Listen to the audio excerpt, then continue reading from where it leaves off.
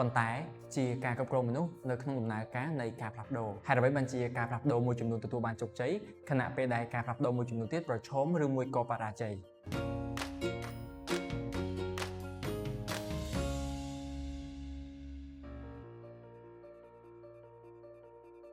នៅក្នុងពិភពការងារសម័យថ្មីការផ្លាស់ប្ដូរគឺជារឿងធម្មតាទៅហើយក្រុមហ៊ុនតែងតែអនុវត្តនូវប្រព័ន្ធថ្មីគោលនយោបាយថ្មីនិងបច្ចេកវិទ្យាថ្មីៗជាដើមប៉ុន្តែហេតុអ្វីបានជាការផ្លាស់ប្ដូរមួយចំនួនទទួលបានជោគជ័យខណៈពេលដែលការផ្លាស់ប្ដូរមួយចំនួនទៀតប្រឈមឬមួយក៏បរាជ័យ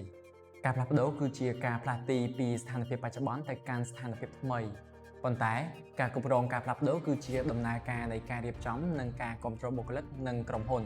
ដើម្បីឲ្យការគ្រប់គ្រងការផ្លាស់ប្ដូរនោះប្រព្រឹត្តទៅដោយរលូននិងទទួលបានប្រសិទ្ធភាពខ្ពស់វាមិនមែនជាការផ្លាស់ប្ដូរប្រព័ន្ធឬមួយក៏ឯកសារតែមួយមុខនោះទេប៉ុន្តែជាការគ្រប់គ្រងមនុស្សនៅក្នុងដំណើរការនៃការផ្លាស់ប្ដូរ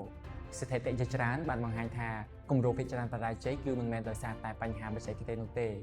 ប៉ុន្តែដោយសារតែមនុស្សមិនព្រមទទួលយកការផ្លាស់ប្ដូរប្រសិនបើយើងមិនបានរៀបចំការទំនាក់ទំនង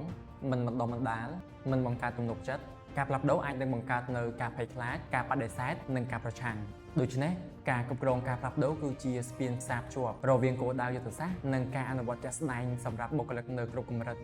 ជាឧទាហរណ៍ក្រុមហ៊ុនបានដោយអនុវត្តនៅប្រព័ន្ធ Digital ថ្មីមួយបើគ្មានការបណ្ដុះបណ្ដាលនិងបញ្ចូលច្បាស់លាស់បុគ្គលិកអាចនឹងមានអារម្មណ៍ថាខ្លួនមិនមានទំនុកចិត្តនៅក្នុងការប្រើប្រាស់ឬមិនចង់ប្រើប្រាស់តែម្ដងប៉ុន្តែប្រសិនបើមានផែនការគ្រប់គ្រងការផ្លាស់ប្ដូរល្អបុគ្គលិកគ្រប់កម្រិតថ្នាក់នឹងយល់ពីអត្ថប្រយោជន៍និងចូលរួមដោយទំនុកចិត្តសរុបមកក្នុងន័យការផ្លាស់ប្ដូរមិនមែនសំដៅតែទៅលើការផ្លាស់ប្ដូរបច្ចេកវិទ្យាឬមួយក៏នីតិវិធីអនុវត្តការងារតែមួយមុខប៉ុណ្ណោះទេវាគឺជាការផ្លាស់ប្ដូរគំនិតអាកប្បកិរិយានិងវប្បធម៌របស់អង្គភាពឬមួយក៏ក្រុមហ៊ុនការគ្រប់គ្រងការផ្លាស់ប្ដូរគឺជាគន្លឹះដែលធានាថាការផ្លាស់ប្ដូរនឹងនាំទៅរកលទ្ធផលជាក់ស្ដែងនិងចីរភាពនៅវីដេអូបន្ទាប់ខ្ញុំនឹងចែករំលែកជាមួយនឹងអ្នកទាំងអស់គ្នាទៅលើប្រធានបទតើហេតុអ្វីបានជាមនុស្សភាគច្រើនប្រឆាំងជាមួយនឹងការផ្លាស់ប្ដូរ